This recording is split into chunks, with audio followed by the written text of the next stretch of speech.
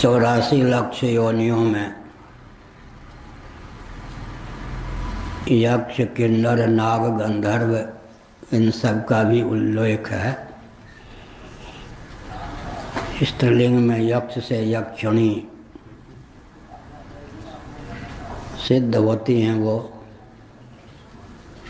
यक्ष, भूत, प्रेत, पिशाच, अमरकोश आदि का अध्ययन करें तो दिव्य शक्ति संपन्न प्राणियों के ये सब भेद होते हैं। कई प्रकार के उनमें यक्षिणी आदि में सिद्धि होती है।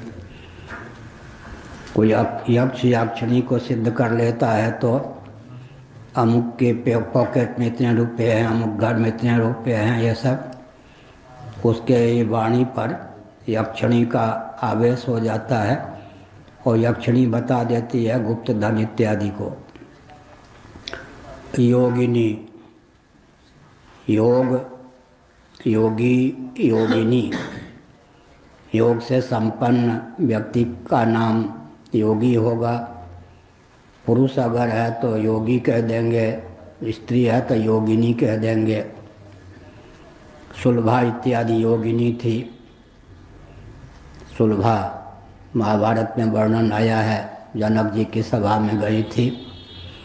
योग संपदा संपन्न का नाम योगिनी।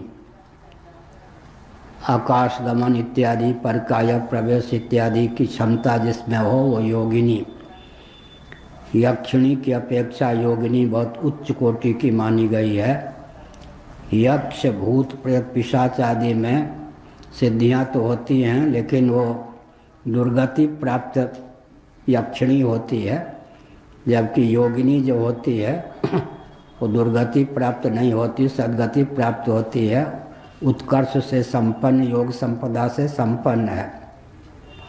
योगिनी का अर्थ होता है कि अनेकों शरीर धारण कर ले, क्षण में दिखाई पड़े, क्षण में लुप्त हो जाए।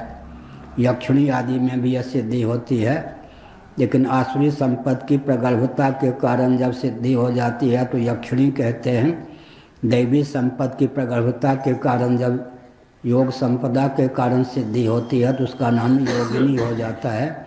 योगिनी की दुर्गति नहीं होती और यक्षिणी जो है दुर्गति प्राप्त सिद्धि संपन्न प्राणी विशेष।